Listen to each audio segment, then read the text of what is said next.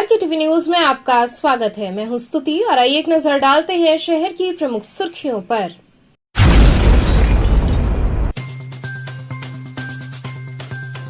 काशी में रंगभरी एकादशी का उत्सव हुआ शुरू। मांगलिक गीतों के बीच माता गौरा को लगाई गई हल्दी।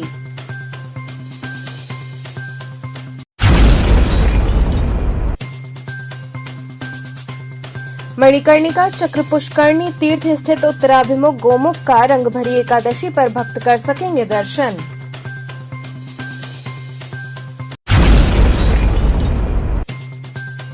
रंगभरी एकादशी पर माता गौरा के गौना की रस्म के दौरान बाबा भोले को पहनाई जाने वाली पगड़ी इस वर्ष बेहद खूबसूरत स्वरूप में बनाई गई।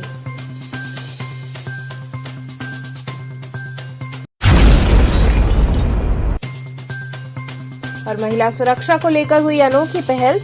10 सर वाला रावण का स्वरूप लोगों को महिला सुरक्षा के प्रति करेगा जागरूक। और अब खबरें विस्तार से।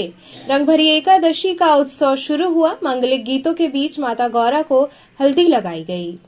भगवान शिव और माता पार्वती के विवाह के उपरांत रंगभरी एकादशी पर बाबा के गौना की रस्म उत्सव का क्रम मंगलवार से टेढ़ी नीम स्थित विश्वनाथ मंदिर के महंत आवास पर प्रारंभ हो गया। महंत आवास पर माता गौरा के रजत विग्रह को संध्या बेला में हल्दी लगाई गई। महंत आवास पर माता गौरा के विग्रह को तेल हल्दी की रस्म के लिए सुहागिनों और गवनेरियों की टोली संध्या बेला में महंत आवास पहुंची। इस उत्सव में मोहल्ले की बुजुर्ग महिलाएं भी शरीक हुईं। इस उत्सव में ढोलक की थाप और मंजीरे की खनक के बीच मंगल गीत गाते हुए महिलाओं ने माता गौरा को हल्दी लगाई। मांगलिक गीतों से महंत आवास गुंजायमान हो उठा। लोक संगीत के बीच शिव पार्वती के मंगल दाम्पत्य की कामना पर आधारित पारंपरिक गीतों का क्रम देर तक चलता रहा।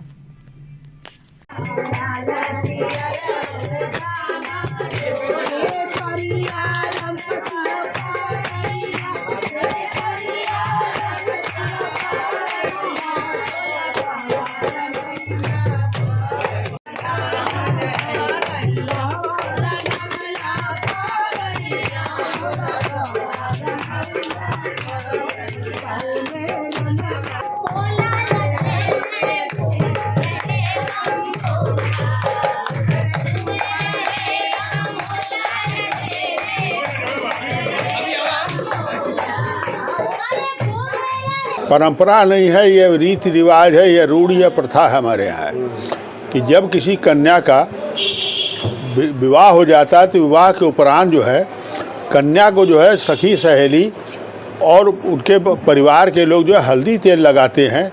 तो आज हमारे यहाँ माता पार्वती का जो है हल्दी तेल हो रहा है, क्योंकि 3 तारीख को भगवान शंकर का जो है गौना इनको लिवाने आएंगे। तो ये जो है 5 दिन पहले शुरू हो रहा है और 2 तारीख को भगवान शंकर जो है मेरे आएंगे माँ ससुराल माँ पार्वती को। ये माँ पार्वती का जो है घर है। यहाँ माँ पार्वती मतलब हमेशा विश्राम करती हैं, आराम से रहती हैं और उनकी सखी सहेलियाँ आती हैं। अपना जो है आज जो है उन्होंने जो हल्दी तेल का रस्म है वैदिक ब्राह्मणों द्वारा उठा लिया गया, जो आज से प्रारंभ हो गया। और 2 तारीख को भगवान शंकर आएंगे तो उसके बाद भगवान शंकर का जो है ससुराल आगमन होगा।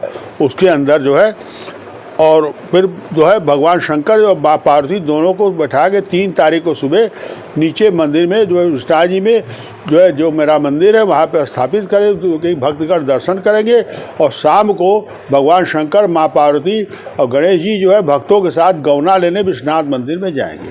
क्या किस तरह से यहाँ से उठेगा ये जो है? ये तामझाम से परंपरा के अनुसार तो पुजारी गण आते हैं, कंधे पर लेके जाते हैं और बहुत ही वो हुजूम होता है, बहुत ही जुलूस होता है। भक्तों के भाव देखने दूर दूर से लोग आते हैं। बाबा का गौना वो छठा ऐसा भी महिलाएं कह रही थी, जब गुलदाई होती है, जब प्रतिमा जाने लगती है तो जैसे हम लोग रो के चले जाते हैं मेरी सखी जा रही है। तो विदाई का वो समय आ जाता है। वो समय जो है बड़ा ही महिलाओं के लिए, उनके परिवार के लिए, सारी दुनिया की महिला उनकी परिवार की सदस्य हैं और सबको अखंड सुहाग का वरदान देने वाली माँ पार्वती हैं। तो जब उनकी विदाई होती तो महिलाओं को कितना दुख होता होगा। हमारी आपकी बहन बेटी की घर विदाई तो हम रोते हैं, अड़ोस पड़ोस, तो वो वेदना पीड़ा असह्य होती है। और उसके बाद जो है गजब सन्नाटा आ जाता है। भारी भीड़ को देखते हुए पुलिस प्रशासन द्वारा किस तरह की सारी व्यवस्थाएं चाक चौबंद की गई है और कहा गया है सारी सुविधाएं प्रदान की जाएगी, भक्तों के साथ अच्छी सुविधा व्यवस्था की जाएगी। और डोली को, पालकी को जो है हिदायत है कि स्पर्श न करे, मंदिर में जाए और स्पर्श करने से आप अबीर खेलें, कोई दिक्कत नहीं, लेकिन कृपया जो है अपने घर से जो है जब बारात जाती है तो उसको कायदे से हमारी सभ्यता संस्कृति के अनुसार को भेजा जाए। मणिकर्णिका चक्र पुष्करणी तीर्थ स्थित उत्तराभिमुख गोमुख का रंगभरी एकादशी पर भक्त दर्शन कर सकेंगे। अनादि तीर्थ मणिकर्णिका चक्र पुष्करणी तीर्थ स्थित उत्तराभिमुख गोमुख का रंगभरी एकादशी को श्रद्धालु दर्शन कर सकेंगे।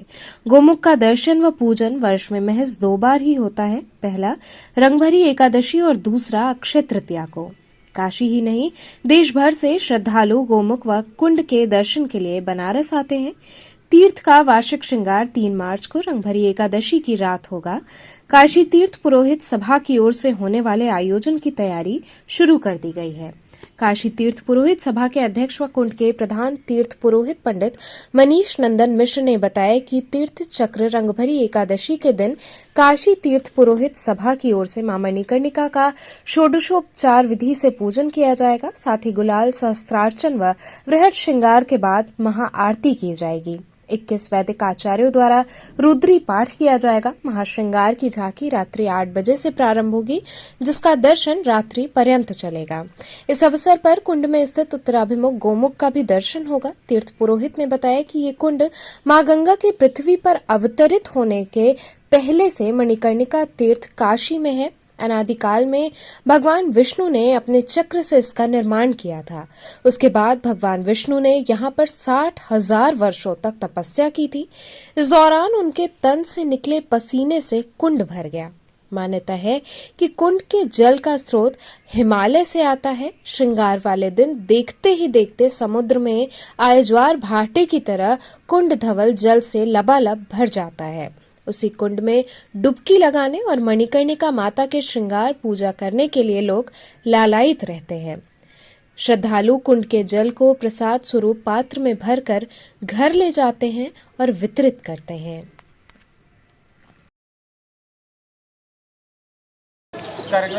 ये रंगभरी एकादशी का पावन पर्व जो है, भगवान शंकर माता का गौना कराने आते हैं तो एक होलिकोत्सव का माहौल होता है। तो उसी स्थान पे ये स्थान गौरी का स्थान है, भवानी का स्थान है। इसमें पूजन हम भवानी का करते हैं। गोमुख का पूजन जो है, जहाँ जल की उत्पत्ति हुई थी, गंगा के पहले का ये कुंड है, गंगा बाद में आई है, तो हम उस जल का पूजन करते हैं। उस गोमुख का पूजन होता है। उत्तराभिमुख जो है उसका ये पूजन है और रात्रि पर्यंत पूजन चलता रहता है। महाआरती होती है रंगभरी एकादशी वाले दिन। लगभग कितनी भीड़ होगी? लगभग 200-250 की संख्या में जो है रात में हो जाएगी। और स्नान करने वालों की तो संख्या दिन दोपहर में महाआरती होने के उपरांत जो है सायंकाल चलती ही रहती है। और किस तरह का व्यवस्था है? व्यवस्था है, सुरक्षा के लिए चाक चौबंद प्रशासन मुस्तैद है। रंग रोगन चूना पानी हो रहा है और बड़ी जोरों शोरों से तैयारी चल रही है रंगभरी एकादशी की। रंगभरी एकादशी पर माता गौरा के गौना की रस्म के दौरान बाबा भोले को पहनाई जाने वाली पगड़ी इस वर्ष बेहद खूबसूरत रूप में बनाई गई है। भगवान भोलेनाथ की नगरी काशी में लोग मिलजुल कर रहते हैं और सभी धर्मों का आदर करते हैं। ऐसे में बात की जाए तो काशी को गंगा जमुनी की तहजीब भी कहते हैं। वहीं बाबा विश्वनाथ रंगभरी एकादशी के दिन माता पार्वती का गौना कराने के लिए जाते हैं और गौना कराकर माता को ले आते हैं। काशी के प्रमुख उत्सव में ये एक उत्सव होता है और इसी दिन से काशी की होली शुरू हो जाती है। माता पार्वती की गौने की रस्म के दौरान बाबा भोले को विशेष पगड़ी पहनाई जाती है। काशी में एक मुस्लिम परिवार है जो 5 पीढ़ियों से बाबा विश्वनाथ की पगड़ी बनाता चला आ रहा है। उनका नाम है मोहम्मद गयासुद्दीन, जिन्होंने इस बार अकबरी पगड़ी बनाई है, जिसे तैयार करने में लगभग 1 सप्ताह का समय लगा है। इस पगड़ी को बनाने में जरी, रेशम व सिल्क के कपड़े, नगीने, दफ्ती, जरदोजी, मोती इत्यादि सामान लगे हैं। इस बार की अकबरी पगड़ी सुर्ख लाल रंग में बनाई गई है, जो बाबा विश्वनाथ को खूब जमेगी। यह पगड़ी पहनकर बाबा विश्वनाथ माता गौरा का गौना कराने लेने जाएंगे। वहीं दुकानदार नंदलाल अरोड़ा ने बताया कि ये पगड़ी हम लोगों की 4 पीढ़ियां बाबा की पालकी के लिए दी जाती हैं और बाबा यही पगड़ी पहनकर माता का गौना कराने जाते हैं। यही नहीं, इस पगड़ी को बनाने वाले गयासुद्दीन जो अपने पूरे परिवार के साथ इस पगड़ी को बनाते हैं, ये परंपरा काशी की गंगा जमुनी तहजीब की मिसाल कायम करती है। ये पगड़ी बाबा काशी विश्वनाथ जी के लिए रंगभरी एकादशी के दिन में बनाया जाता है। क्या खास है इस पगड़ी में? ये राजाशाही पगड़ी है। बाबा के सिरमौर पे इसकी स्थापित किया जाता है। इसको रंगभरी एकादशी के दिन में इसको मखमली, साज सज्जा, लैस, गोटा, रेशम, मोती का काम, नगीने का काम, कलंगी, सुरखाप, कपर लगा के सजाया जाता है। कौन कौन लोग इसमें बनाते हैं? लगभग कितनी समय से बनता है ये 4 पीढ़ी से इसकी चली आ रही है। हमारे पूर्वज लोग इसको देते चले आ रहे थे। वो परंपरा आज भी निभ रही है। इसको हमारे एक मोंडम कारीगर हैं गयासुद्दीन भाई, वो इसको प्लेन पगड़ी बनाते हैं। उसकी पूरी साज सज्जा हम करते हैं। महिला सुरक्षा को लेकर अनोखी पहल हुई। 10 सिर वाला रावण का स्वरूप लोगों को महिला सुरक्षा के प्रति जागरूक करेगा। महिलाओं की सुरक्षा के मद्देनजर अनोखी पहल की गई है। वाराणसी में 10 सिर वाला रावण का स्वरूप महिला सुरक्षा से जुड़े विभिन्न स्लोगन के साथ दौड़ेगा। इसे पुलिस कमिश्नर अशोक मुथा जैन ने हरी झंडी दिखाकर रवाना किया। आपको बता दें कि ये रावण लोगों को महिलाओं की सुरक्षा के लिए जागरूक करेगा और महिलाओं के प्रति अपनी मानसिकता को बदलने के लिए सभी से अपील होगी। इस मुहिम का हिस्सा इसलिए बना हूँ कि आजकल औरतों को हर जगह बेइज्जत किया जाता है, बुरी नज़रों से देखा जाता है। हर चौराहों में अक्सर भद्दे कमेंट्स दिए जाते हैं, उनका उत्पीड़न किया जाता है। जबकि चाहे कुरान हो, चाहे गीता हो, चाहे दुनिया की कोई भी ऐसी किताब हो, उसमें औरत को इंसाफ देने की बात की जाती है, उसकी इज्जत देने की बात की जाती है। लेकिन जो माशरा है उसका उलट है, औरत को बेइज्जत करना चाहता है, औरत को सिर्फ एक खिलौना समझता है, अपनी जो है हवस का शिकार बनाना चाहता है। इसी उद्देश्य को लेके हम सारा ये जो है सर पे आप देख सकते हैं कमेंट्स, इसको लेके चले हैं ताकि अगर किसी में इसमें का कोई भी कमेंट्स हो उसको दूर करे, अपनी अच्छाइयों को आगे लाए और लोग समाज को अच्छा बनाए। इसीलिए ये मुहिम निकाली गई है। कहाँ से कहाँ तक? ये आज की जो मुहिम है कचहरी से शास्त्री घाट तक रहेगी और कल की जो रहेगी मैदानी से लोहरा भी रहेगी।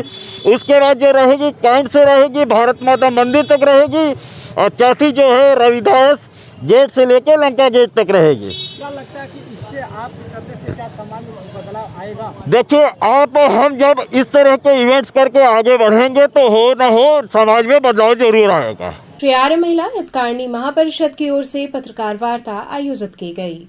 श्री आर्य महिला पीजी कॉलेज के सभागार में आयोजित पत्रकार वार्ता में श्री आर्य महिला हितकारिणी महापरिषद के general secretary doctor Shashikant Dikshit ने बताया कि उच्च न्यायालय ने महापरिषद के 2 समानांतर प्रबंध समितियों के विवाद के निस्तारण हेतु सोसाइटी रजिस्ट्रेशन एक्ट 1880 की धारा 25(1) के अंतर्गत विहित प्राधिकारी उपजिलाधिकारी सदर वाराणसी को संदर्भित किया था, जिसके अनुपालन में उपजिलाधिकारी सदर वाराणसी ने संस्था की मूल पत्रावली कार्यालय, सहायक निबंधक फर्म सोसाइटी एवं चिट्स वाराणसी का अवलोकन एवं दोनों पक्षों के प्रस्तुत अभिकथन, चुनाव कार्रवाई एवं लिखित मौखिक बहस सुनकर 27 फरवरी 2023 को निर्णय दिया कि संस्था की नियमावली की धारा 35 विशेष रूप से चुनाव के संबंध में प्राविधानित है। इससे स्पष्ट वर्णित है कि बैठक आहूत किए जाने एवं चुनाव हेतु स्थान निर्धारित करने का अधिकार जनरल प्रेसिडेंट, चीफ सेक्रेटरी या जनरल सेक्रेटरी को ही है, न कि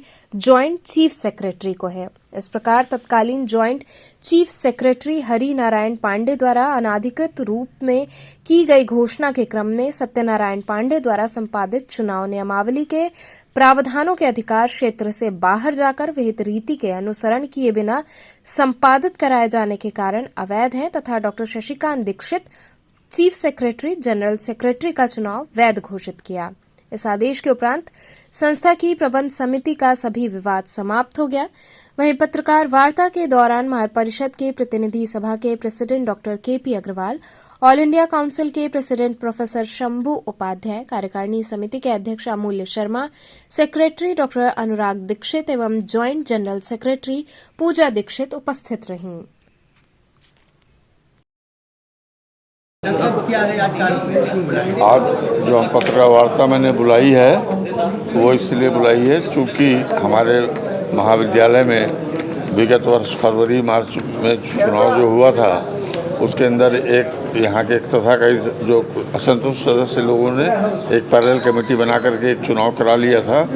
लेकिन जैसा कि मुझे आप सबको बताना था और मैंने लिख के भी दिया है कि सर्वप्रथम DIO ने पूरा अध्ययन करके हमारे कॉलेज को मान्यता दी थी और फिर रजिस्ट्रार चिट फंड सोसाइटीज़ ने भी पूरी पत्रावली और दोनों पक्षों को सुन करके हमको निर्णय दिया, हमारे पक्ष में किया हम लोगों को। फिर हम लोग विरोधी पक्ष वाले हाई कोर्ट गए, सिंगल बेंच डबल बेंच, वहाँ भी कोई राहत नहीं मिली और उन्होंने SDM का रेफर कर दिया और SDM ने 1.5 महीने तक पूरी दोनों पक्षों की बातें सुनने के बाद जो जजमेंट दिया है उसके अंदर हमारी प्रबंध समिति को उन्होंने वैध घोषित किया है। इसी की जानकारी देने के लिए हमने आज पत्रकार वार्ता बुलाई। चूँकि वो लोग बीच में पत्र के द्वारा प्रेस कॉन्फ्रेंस के द्वारा कई बातें जब हाई कोर्ट में गया यहाँ गया कि हम लोगों के खिलाफ कई उन्होंने दुष्प्रचार किया था, लेकिन सत्य की हमेशा जीत होती है, सत्य में वो जयते होता है। इसलिए मुझे आज सभी काशी पत्रकार बंधुओं को धन्यवाद देना चाहता हूँ कि हमारे आमंत्रण पर आप हमारे महाविद्यालय में पधारे और ये महर्षि ज्ञानानंद विद्या देवी जी की तपोस्थली है। हमारे पूज्य पिताजी का भी इसमें योगदान रहा है। मैं पिछले 44 वर्षों से संस्था से जुड़ा हूँ और ये संस्था दिन दूनी रात चौगुनी आगे बढ़े, यही परिकल्पना है। शहर के मध्य में बालिकाओं का काशी में सबसे बड़ा विद्यालय है। विद्यालय जो है अब शशिकांत दीक्षित जी के नेतृत्व में भी चलेगा जी, अब ये शशिकांत नेतृत्व में आगे भी चलेगा जब तक विश्वनाथ जी की कृपा होगी। आगे हमारे बहुत योग्य सदस्य लोग हैं वरिष्ठ, जो कि वो लोग जैसा निर्णय करेंगे उसके हिसाब से आगे संस्था चलेगी। विपक्ष का खारिज हो गया, विपक्ष का खारिज हो गया है बिल्कुल, और हम लोग आज पूर्ण रूप से इस संस्था के अंदर सत्ता में आ गए हैं और हम लोग पुनः जो 1 साल से कार्य में रुकावट हो रही थी, हम लोग संस्था को आगे बढ़ाने के लिए और भी प्रयास करेंगे। और आपको पता ही है कि राजीव गांधी दक्षिण परिसर जो विश्वविद्यालय को हमने दिया है ज़मीन, हम लोग हमारी 500 एकड़ ज़मीन वहाँ पे है। हम विश्वविद्यालय से बात कर रहे हैं, हम लोगों का भविष्य प्लान है कि हम वहाँ भी आगे कार्य करें। ये महर्षि ज्ञानानंद की कृपा होगी, विश्वनाथ जी की कृपा होगी तो हम और आगे संस्था को बढ़ाने का प्रयास करेंगे। इन्हीं सब लोग साथ को होली पर्व के मद्देनजर खाद्य विभाग व आबकारी विभाग सतर्क हो गया है। होली पर्व के मद्देनजर लोगों के स्वास्थ्य का ध्यान रखते हुए खाद्य विभाग और आबकारी विभाग सतर्क हो गया है। किसी भी प्रकार की कोई चूक न हो, इसके लिए विभागों की ओर से विशेष अभियान चलाया जा रहा है। खाद्य सुरक्षा एवं औषधि प्रशासन वाराणसी के अभिहित अधिकारी संजय प्रताप सिंह ने बताया कि होली पर्व के मद्देनजर 6 मार्च तक विशेष अभियान चलाया जा रहा है। इसके तहत दुकानों और गोदामों में जाकर खाद्य पदार्थों की चेकिंग की जाएगी। उन्होंने कहा कि किसी भी प्रकार की मिलावट या अनियमितता पाई जाती है तो उनके विरुद्ध कठोर कार्रवाई की जाएगी। होली को लेकर क्या तैयारियां की गई हैं, किस तरह से? होली को लेके पिछले 10 दिनों से हमारी टीमें हर जगह जांच पड़ताल निरीक्षण कर रही थी। अभी शासन के निर्देशानुसार आज से 6 तारीख तक विशेष अभियान चलाया जा रहा है, जिसमें 4 टीमें बनाई गई हैं। वे जगह जगह निरीक्षण करके या जो भी उनके पास सूचनाएं हैं संदिग्ध खाद्य पदार्थों के नमूने एकत्र करके जांच हेतु भेजेंगे। पदार्थ में क्या खोआ हो गया या मीठे हो गए, तमाम ऐसी चीज़ों को उसको करने के लिए किस तरीके की योजना बनाई गई? नहीं, वो तो जो भी मार्केट में खाद्य बन रहा है, भंडारण हो रहा है, विक्रय हो रहा है, हर जगह पे जांच की जाएगी और हर जगह सैंपलिंग की जाएगी। जो खाद्य के तेल इत्यादि चीज़ें आ रही है उस पर किस तरीके की? नहीं, तेल का भी नमूना होगा। तेल की पकड़े जाने पे कार्रवाई किस तरह से आप लोग की तरफ से? हमारे यहाँ नमूना भर के जांच के लिए भेजा, जांच परिणाम आने पे जैसा परिणाम हो वैसी कार्रवाई की जाएगी। ग्रामीण में क्या व्यवस्था है? ग्रामीण में भी सेम वही, जो शहरी व्यवस्था वही ग्रामीण में टीम में सब जगह चाहिए। वहीं आबकारी विभाग भी अलर्ट मोड पर है। सहायक आबकारी आयुक्त वाराणसी ओमवीर सिंह ने बताया कि त्योहार के मद्देनजर विशेष अभियान 15 मार्च तक चलेगा, जिसमें टीमें सघन चेकिंग करेंगे। यदि कोई भी दोषी पाया जाता है तो उनके विरुद्ध कार्रवाई की जाएगी। त्योहार नजदीक आ गए, होली जैसे त्योहार पे मिलावटखोरी रोकने के लिए क्या विभाग की तरफ से प्रबंध किए जा रहे हैं? देखिए, हमारा दो काम है, दुकानों पर और दुकान के अलावा दूसरे स्थानों पर कहीं पे अवैध शराब ना बिके। दुकानों पे मिलावट ना हो, इसके लिए हमारे यहाँ से टीमें बना दी गई हैं जो लगातार दुकानें चेक करेंगी। वैसे तो वो करते ही हैं नॉर्मल में, लेकिन अब वो ज़्यादा मेहनत से और ज़्यादा उसको गहराई से चेक करेंगे इसको। दूसरा, अब आबकारी आयुक्त के द्वारा जो है एक प्रवर्तन अभियान की घोषणा की गई है। ये शुरू हो गया हमारा 1 तारीख से 15 मार्च तक ये चलेगा, और इसमें पुलिस, प्रशासन और आबकारी विभाग तीनों मिलके दुकानें भी चेक करेंगे। अवैध अड्डों पर जहाँ पर शराब बिकने की संभावना रहती है या जहाँ की कुख्यात जगह हैं जो पहले से ही या संदिग्ध ग्राम हैं, वहाँ जाकर वो दबिश और चेकिंग करेंगे। और ये शुरू कर दिया है, कर रहे हैं हम लोग। वैसे तो नॉर्मली हमेशा ही करते हैं, हमारा अभियान हमेशा चलता रहता है, लेकिन ये अभियान थोड़ा सा इस टाइम जो है थोड़ा सा और एडजस्टेड हो जाता है। थोड़ा इसमें तीव्रता भी आती है और ज़्यादा बल के साथ, ज़्यादा पुलिस बल और प्रशासन के लोगों के साथ एसीपी रहेंगे, एसओज रहेंगे, एचएसओज रहेंगे इसमें, और प्रशासन की तरफ से भी एसीएम वगैरह साथ में रहेंगे। शहर के अलावा बात किया जाए तो ग्रामीण क्षेत्रों में जो है शराब की जो बिक्री या कच्चे शराब जैसे बनाए जाते हैं, तो वैसे लोगों के लिए क्या कार्रवाई? कच्ची शराब का जो स्पॉट्स हैं वो मोस्टली गाँवों में ही होते हैं, और वो सब हमारे चिन्हित हैं, उस पर लगातार दबिश करते रहते हैं, और काफ़ी मुझे लगता है कि 90% तक हम उसको कंट्रोल कर लिए हैं। तो 2-4 लोग ऐसे हैं जो बाज नहीं आ रहे हैं, बार बार बंद होते हैं, फिर छूट के आते हैं, फिर करते हैं, उनके उनके विरुद्ध और सख्ती से कार्रवाई की जा रही है। यहाँ रुकेंगे एक छोटे से ब्रेक के लिए। आप बने रहिए KTV के साथ।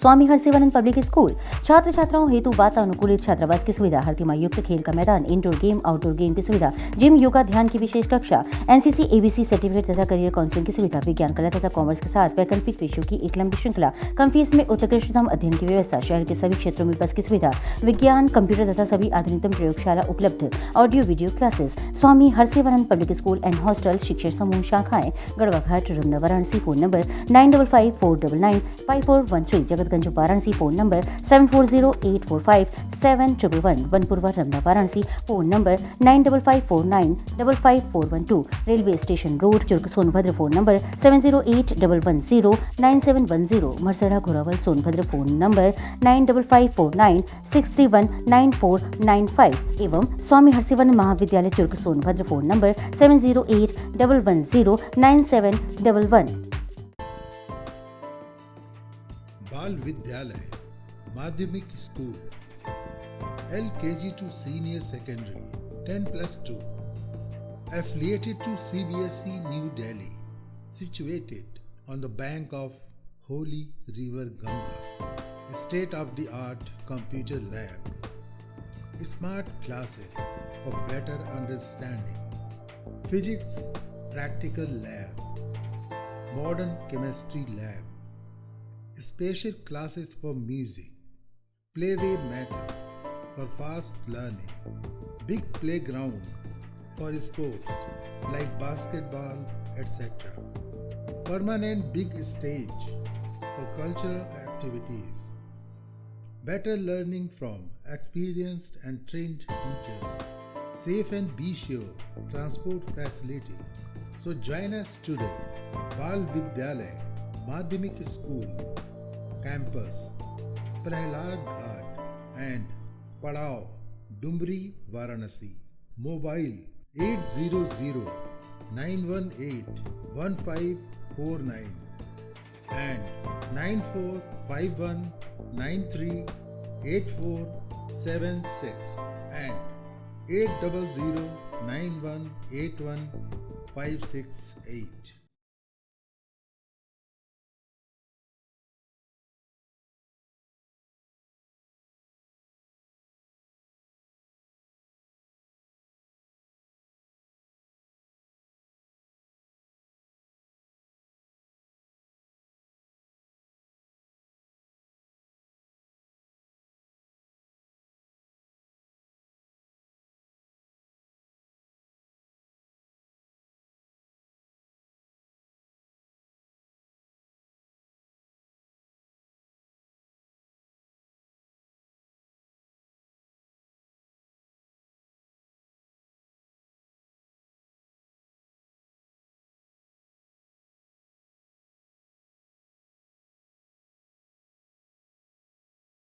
इंटरनेशनल हिंदी स्कूल CBSE से मान्यता प्राप्त कक्षा 12 तक साइंस और कॉमर्स, जहां पर आपके बच्चों की शिक्षा के साथ साथ स्वास्थ्य का भी पूरा ध्यान रखा जाता है। साइंस, मैथ एवं कंप्यूटर लैब, सुसज्जित लाइब्रेरी, वाहन की उत्तम व्यवस्था, विभिन्न खेलों की शिक्षा, बच्चों के शारीरिक एवं मानसिक विकास हेतु योगा का प्रशिक्षण सुविधा।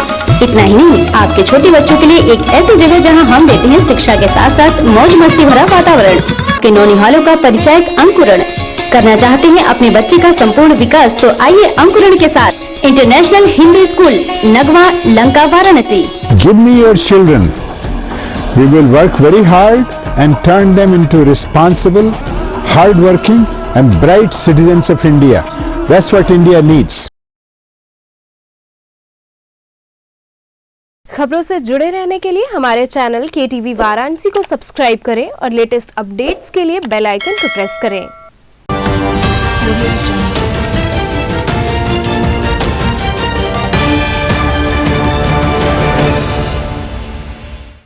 ब्रेक के बाद आपका स्वागत है। NDRF टीम द्वारा दशाश्वमेध घाट पर स्वच्छता अभियान चलाया गया। स्वच्छ भारत मिशन के तहत NDRF वाराणसी की टीमें कमांडेंट मनोज कुमार शर्मा के दिशा निर्देशन में उत्तर प्रदेश के विभिन्न जिलों में स्वच्छता अभियान में अपना योगदान दे रही हैं। इसी कड़ी में वाराणसी में गंगा को अविरल और निर्मल बनाने की मुहिम के तहत NDRF वाराणसी ने जल पुलिस, गंगा सेवा निधि और नगर निगम वाराणसी के साथ मिलकर दशाश्वमेध घाट पर स्वच्छता अभियान चलाया। इस अभियान का मुख्य उद्देश्य वाराणसी के जन सामान्य में गंगा नदी एवं घाटों को स्वच्छ व साफ रखने के लिए जागरूक करना और इस कार्य में अपना सहयोग देने के लिए प्रेरित करना था। कमांडेंट मनोज कुमार शर्मा की अगुवाई में इस अभियान को चलाया गया, जिसमें जल पुलिस प्रभारी मिथिलेश, नगर निगम से सुनील राय, SFI व खाद्य निरीक्षक प्रदीप वर्मा एवं बड़ी संख्या में कर्मियों ने बढ़ चढ़कर भाग लिया और स्वच्छता के इस अभियान में अपना योगदान दिया। दशाश्वमेध घाट पर हम एक स्वच्छता अभियान हम चला रहे हैं।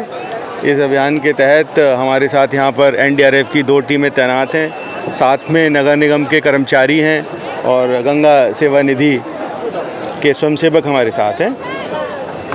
और इस कार्यक्रम का उद्देश्य यह है कि इस समय हमने चुना है ये सुबह का समय, क्योंकि यहाँ पर इस समय बहुत बड़े संख्या में श्रद्धालु रहते हैं, तो उनके मन में भी एक जागरूकता फैले गंगा की स्वच्छता को लेकर, घाटों की स्वच्छता को लेकर। यही हमारा प्रयास है। ये हमारा नैतिक दायित्व भी है और पर्यावरण के प्रति भी हमारा एक दायित्व है कि हम नदियों को साफ और स्वच्छ रखें और घाटों को साफ और स्वच्छ रखें। उसी श्रृंखला के तहत ये आज हमने कार्यक्रम का आयोजन किया है। उनसे क्या संदेश देंगे? गंदगी करते हैं, फेंकते हैं, अब लगातार आप अभियान चला रहे हैं। हम उनसे बार बार आग्रह करेंगे कि आप ये ना करें, क्योंकि ये जो नदियां हैं या जो पर्यावरण है वो सबके लिए है। इसमें कोई जो सरकारी तंत्र है उनका जितना इसमें योगदान है उतना ही रोल सभी का है। जो यहाँ श्रद्धालु आते हैं तो हम इतना ही कर सकते हैं और हम प्रयास कर रहे हैं। और आपको बताते हुए मुझे हर्ष होगा कि अभी पहले से काफ़ी लोगों में जागरूकता आई है और हमें आशा है कि हम इस अभियान को चलाते रहेंगे और इस अपने आयोजन में, इस अभियान में हम सफल होंगे। चंदौली के अंबर मौर्य प्रधानमंत्री के जॉब क्रिएटर की तर्ज पर कई लोगों को रोजगार मुहैया करा रहे हैं। कौन कहता है कि आसमां में सुराख नहीं होता? यारो, तबीयत से पत्थर उछाल कर तो देखो। इस कहावत को चरितार्थ किया चंदौली के साधारण परिवार से आने वाले अंबर मौर्य ने। एक गरीब परिवार में जन्मे अंबर ने वर्ष 2015 से मात्र 10,000 रुपए की पूंजी के साथ कंपनी की शुरुआत की है और आज की तारीख में करोड़ों के मालिक बने हैं। अंबर मौर्य प्रधानमंत्री के जॉब क्रिएटर वाले रास्ते पर चलते हुए लोगों को रोजगार देने का भी काम कर रहे हैं। भविष्य से जुड़ी आर्थिक योजनाओं पर काम करने वाले कंपनी के CEO बने अंबर मौर्य ने बताया कि शुरुआत के दिनों से ही मुझे लोगों को आर्थिक आजादी दिलाने के लिए मन लगा रहता था। लिहाजा पढ़ाई के बाद मैंने बहुत सारी कंपनियों में जॉब की, लेकिन संतुष्टि न मिलने की वजह से खुद का बिजनेस शुरू किया, जो आज लोगों के बीच एक अलग पहचान बना रहा है।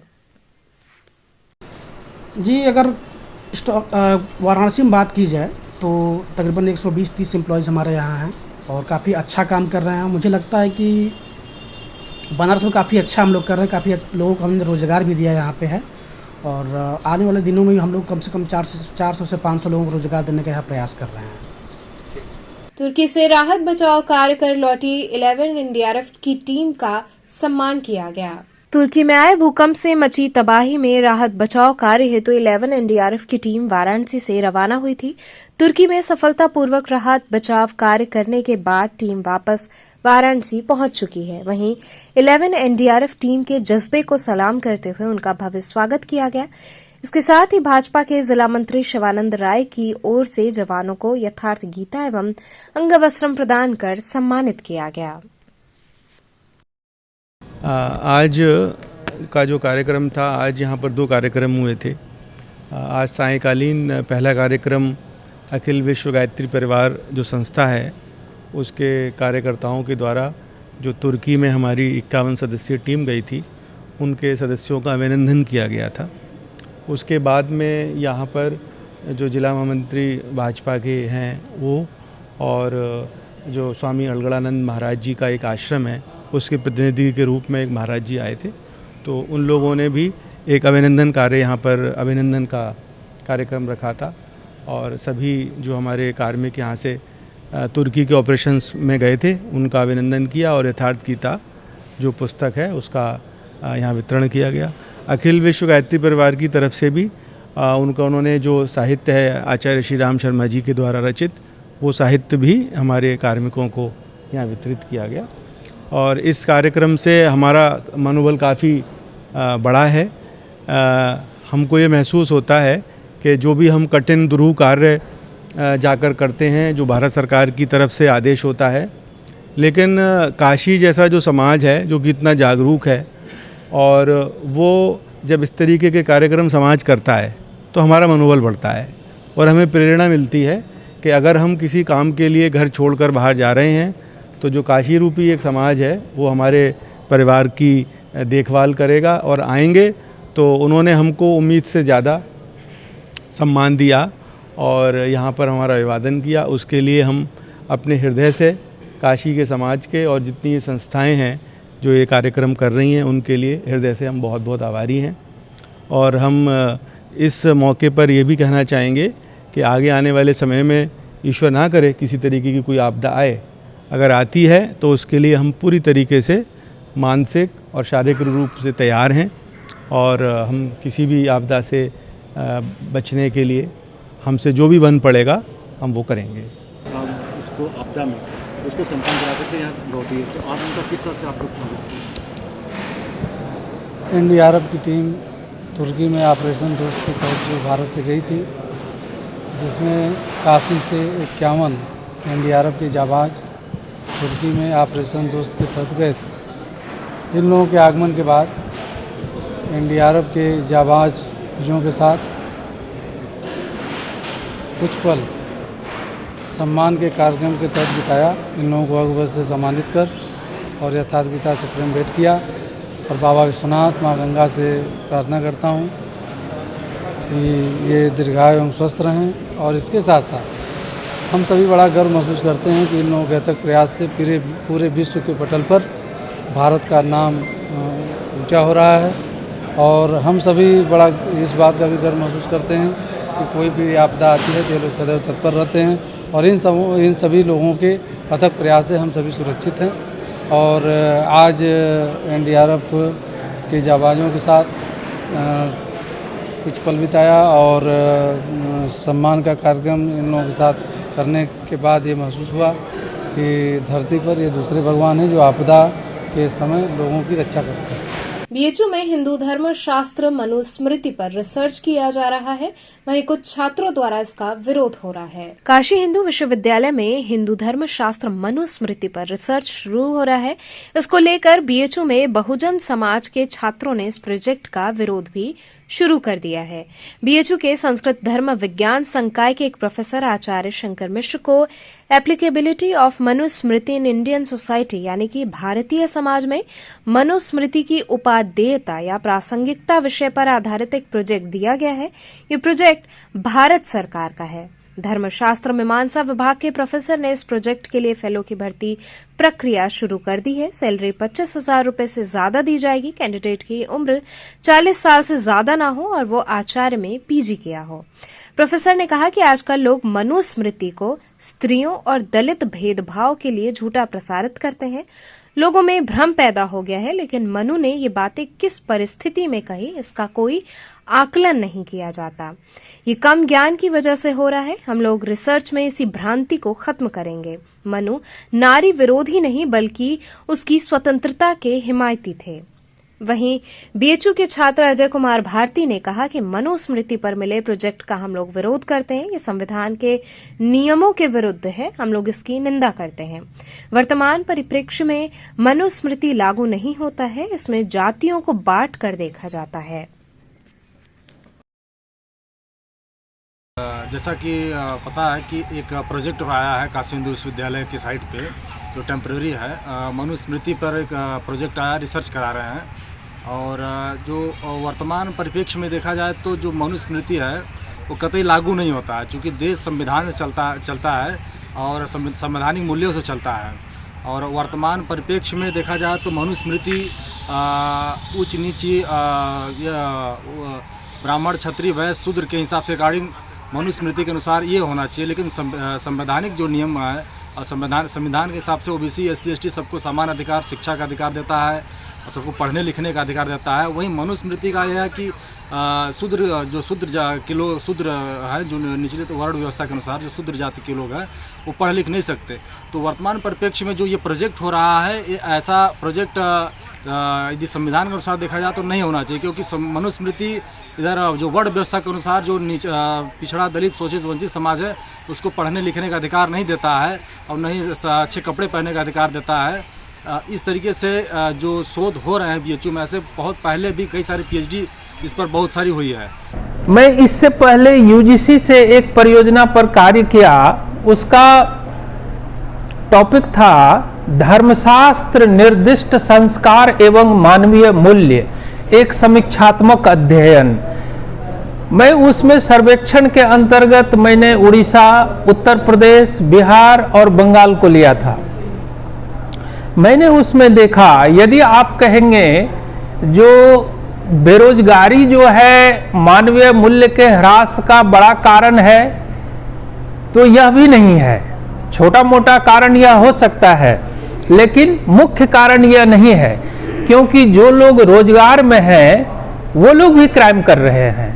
यदि आप कहेंगे जो भूखमरी जो है मानवीय मूल्य के ह्रास का मुख्य कारण है, तो छोटा कारण हो सकता है, लेकिन मुख्य कारण यह भी नहीं है, क्योंकि आज भारत में या पूरे विश्व में इतनी महंगाई है, फिर भी खाते खाते ज्यादा लोग मर रहे हैं, भूखा कोई नहीं मर रहा है। यदि आप कहेंगे जो अशिक्षा जो है मानवीय मूल्य के ह्रास का बड़ा कारण है, तो छोटा कारण हो सकता है, लेकिन मुख्य कारण यह भी नहीं है, क्योंकि शिक्षित लोग भी अपने कर्तव्य पथ से विमुख हो रहे हैं और ज्यादा कर्म कर रहे हैं। ऐसे संक्रमण काल में मेरे मन में आया, जो धर्मशास्त्र के जो सबसे प्राचीन ग्रंथ है स्मृतियों में, वह है मनुस्मृति। और मनुस्मृति 12 अध्यायों में विभक्त है और उसमें प्रायः प्रातः काल से लेकर के रात्रि के शयन पर्यंत जितने भी मानव के क्रियाकलाप हैं, दिनचर्या है, उसमें प्रायः सभी विषयों पर विस्तार से वर्णन किया गया है। उसमें कहीं कहीं लोगों को भ्रांति रहती है, जो मनु ने जो है महिलाओं के लिए इस तरह से कह दिया है, शूद्र के लिए इस तरह से कह दिया है। उसका मुख्य कारण है अल्प ज्ञान। यदि उस परिप्रेक्ष्य को और उस ज्ञान का हमको सम्यक बोध होगा, तो उसकी जो है एक भी पंक्ति को आप असत्य या उसको आरोपित करना इस तरह से आप नहीं उसको लेंगे, क्योंकि किस प्रसंग में कहा गया, क्यों कहा गया, कितना कहा गया। केमिकल युक्त रंगों से बचाव हेतु महिलाओं द्वारा होली के पर्व पर हर्बल रंगों को तैयार किया जा रहा है। रंगों का त्योहार होली अब नजदीक ही है। ऐसे में जगह जगह रंग पिचकारी की दुकानें लग गई हैं। होली पर केमिकल युक्त रंगों से होने वाले नुकसान को देखते हुए विभिन्न संस्थाओं की महिलाओं ने एक बेहतरीन पहल की है। महिलाओं द्वारा हर्बल रंगों का निर्माण किया जा रहा है जो कि त्वचा के लिए हानिकारक नहीं होगा। संस्था की निदेशिका शिखा शाह ने बताया कि हमारी संस्था सालों से त्योहार पर ऐसे ही हर्बल रंगों को बनाती आई है जिससे कि केमिकल युक्त रंगों की वजह से त्योहार की खुशी फीकी न पड़े। होली आ गया है, होली पे रंगों की खास बात होती है, तो ऐसे में आप किस तरह का रंग बनाती हैं और पर्यावरण पर क्या असर पड़ता है? होली हर साल पिछले 4 सालों से होली त्यौहार के पहले हम नेचुरल गुलाल बनाते हैं 4 रंग में, हरा, नीला, पीला, गुलाबी। और ये रंग हम होली के 2 महीने पहले से बनाना शुरू कर देते हैं। करीबन हम 100 किलो रंग बनाते हैं। नेचुरल गुलाल जैसे पीला है वो हम बनाते हैं हल्दी से, लाल बनाते हैं चकुंदर, गुलाब जैसी चीज़ों से, नीला रंग अपराजिता से और हरा रंग पालक, मेहंदी और नीम के मिश्रण से बनाते हैं। ऐसे में मतलब क्या इसकी डिमांड है, कहाँ से आपको मिलती है? जी बहुत डिमांड है नेचुरल चीज़ों की। कोविड के बाद और स्पेशली जिस तरीके से पर्यावरण डिग्रेड हो रहा है, हम सभी कॉन्शियस हो गए अपनी सेहत को लेके, पर्यावरण को लेकर। तो केमिकल वाले जो कलर्स मार्केट में मिलते हैं, कमर्शियल गुलाल जो मिलते हैं जो कि बहुत ही सस्ते और बहुत ज़्यादा मात्रा में मार्केट में अवेलेबल हैं, वो काफ़ी ज़्यादा हानिकारक होते हैं क्योंकि उनमें जो डाई यूज़ किया होता है वो केमिकल से बना होता है, लैब्स में बना होता है, तो वो स्किन पे भी रैशेस छोड़ देता है। उसको शरीर से मिटाना भी बहुत मुश्किल होता है और जब वो कलर धुल के नदियों में जाते हैं तो बहुत ज़्यादा पोल्यूशन और जो हमारी मरीन लाइफ है उसको हार्म करते हैं। कैसे पहचाने कि ये नेचुरल कलर है या सिंथेटिक? सबसे बड़ी पहचान नेचुरल कलर और सिंथेटिक कलर की ये है कि जो नेचुरल कलर होते हैं उनका शेड बहुत गाढ़ा नहीं होता, जैसे कि वो बहुत चमकीले नहीं होते। तो अगर आप हमारा पालक से बना हरा रंग देखोगे तो वो 2 शेड डाउन होगा मार्केट वाले गुलाल से, या आप लाल रंग देखोगे या नीला रंग देखोगे, ये कलर थोड़े अर्दी कलर्स होते हैं जो हमारे शायद नीला रंग आसमानी नीले से मिलेगा, हरा रंग पालक के रंग से मिलेगा। तो इस तरीके से आप नेचुरल कलर को पहचान सकते हो। और इनका जिस भी ब्रांड से आप ख़रीदो, आप उनके वेबसाइट पे जाके उनका प्रोडक्शन कहाँ पे हो रहा है, कैसे हो रहा है, आप इसकी भी जानकारी ले सकते हो। तो चलते चलते पुनः एक नजर डालते हैं शहर की प्रमुख सुर्खियों पर।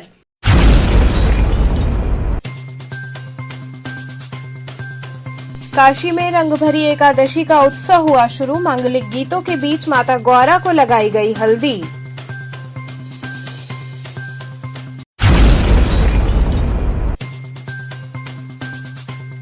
मणिकर्णिका चक्र पुष्करणी तीर्थ स्थित उत्तराभिमुख गोमुख का रंगभरी एकादशी पर भक्त कर सकेंगे दर्शन।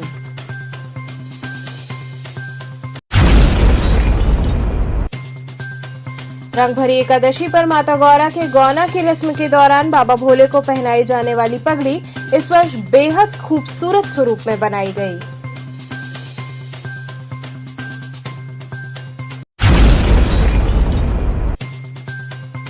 और महिला सुरक्षा को लेकर हुई अनोखी पहल। 10 सर वाला रावण का स्वरूप लोगों को महिला सुरक्षा के प्रति करेगा जागरूक। तो ये थे आज के समाचार। कल फिर होगी मुलाकात, तब तक के लिए नमस्कार।